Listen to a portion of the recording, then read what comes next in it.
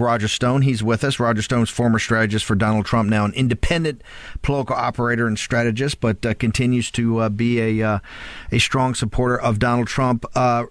Roger, pretty awful night last night in regards of not just across the board in the undercard when you look at all the demographics where Trump didn't do so well. But most important, and you've talked about this from the beginning, the issues of Donald Trump, one, huge. The temporary banning of Muslim immigration, 70%. I think jobs or the trade issues of trade deals taking away jobs from Americans, over 50%. Immigration, strong support. So the Trump issues are winning and winning big in a lot of regards among Republican audience. Donald Trump himself, not so much. What say you?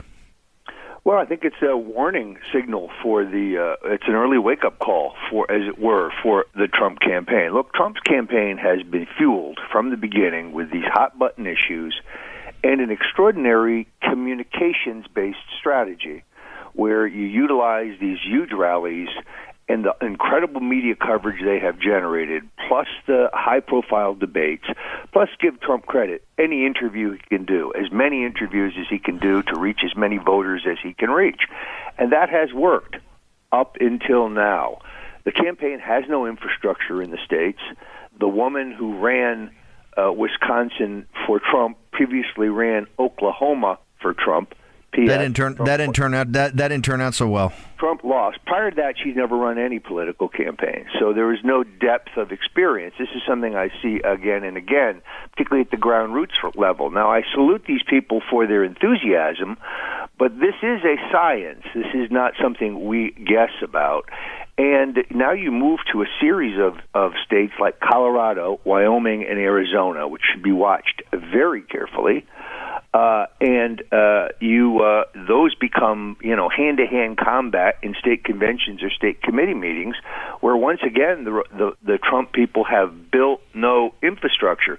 In a way, Steve, this reminds me of 1976, where John Sears, running Ronald Reagan's campaign, miscalculated, thinking that if Reagan ran the early primaries, party opposition to him would fold by the middle of the process and he would be the de facto nominee.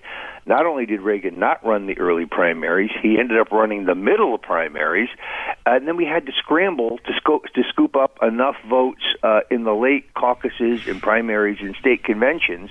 The difference was Reagan had a fervent grassroots operation to do that, and he almost made it.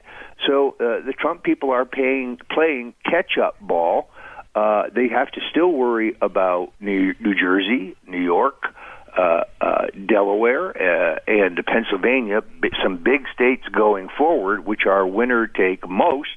But we also have to wonder, what is the psychological impact on Trump support in those states now that he has lost a standalone primary and lost it by double digits? I don't think anybody's mentioned that yet, and I thought that was when I was looking at the results last night. I mean, part of his momentum is built upon the fact he is a winner, and he's been winning, and he's been leading in these polls. Now the Reuters polls actually showing that it's a much closer, and Cruz may actually be ahead, and he's lost a super high-profile primary in Wisconsin and lost it big, and given some fuel to this Never Trump movement to stop him. How psychologically does that affect in Pennsylvania and New Jersey and some of these other Connecticut, some of these other big Northeast states? Well, unfortunately, I think it will have some impact. The good news is that Trump's got a little room to spare. His leads in those places, starting out, are very substantial, according to the polls. Steve, the real bad news is the one place I won't be able to discuss this is on MSNBC, because I learned last night was kind of a doubleheader. I not only learned that my candidate lost his primary, which of course disappoints me, but I also learned that now that the book burners at Media Matters for America have demanded that I be banned at MSNBC, and they have folded. I can no longer proselytize for Trump or stand up for Trump on that network. It is. But this was even worse. This was even worse than this. This is a show that's produced over at Bloomberg TV, and it's two of the most prominent guys, if not the two most prominent guys in politics, which is Halpern and Hallman's show. You were actually interviewed on their show on Bloomberg. It's re-shown, it's rebroadcast on MSNBC, is it not? So you were actually on the real show, but they cut you out of the rebroadcast. I mean, how does that work? Edited me out of the rebroadcast. How does that work with two guys who are the biggest guys in politics? I mean, hey, I'm far from the biggest guy in politics. I wouldn't let somebody just cut a guy out of my show unless they came to me and said they're going to come to the show and said, no, you're not going to do that. He was in the show. He's going to stay in the show. Neither one of them. I suspect neither. And I'm a Grundoon. I'm a Grundoon. So how can they let that happen? Yeah, I suspect that neither one of them know about it. This is there's not much respect for the First Amendment here, free speech rights. Liberals love free speech as long as it's theirs. But it's very disappointing, and of course it gives lie to the question of whether MSNBC is in fact a legitimate news organization, or is it more ratherly just a leftist propaganda machine for the Clintons.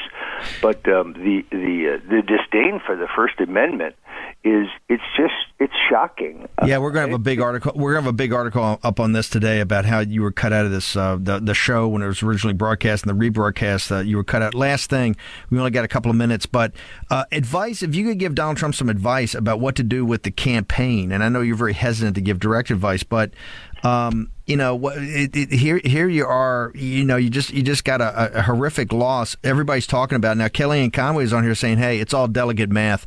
We don't worry about states from here on in. We're just worried about delegates." Well, what would be your advice?